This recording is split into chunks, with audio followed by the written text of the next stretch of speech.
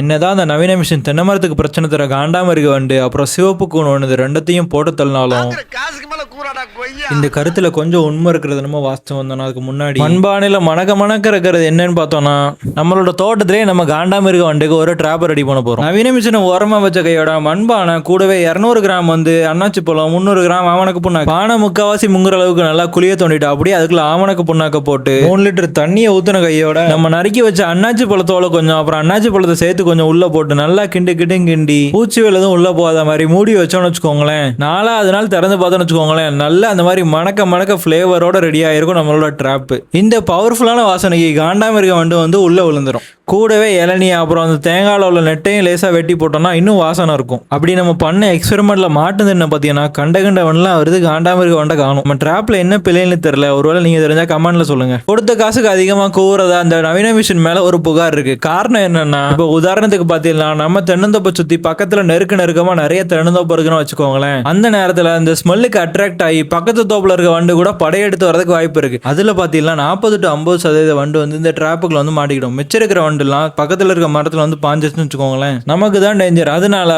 நம்ம தோப்புல நம்ம இந்த டிராப் வைக்கிறப்ப பக்கத்து தோப்புலயும் டிராப் வச்சுட்டாங்கன்னு வச்சுக்கோங்களேன், 80% வரை கண்ட்ரோல் ஆகுதா இந்திய வேளாண் ஆராய்ச்சி கவுன்சில் அப்புறம் மத்திய தோட்டப்பயிர் ஆராய்ச்சி நிறுவனம் இவங்க நடத்தின ஆராய்ச்சியோட தகவல் இது.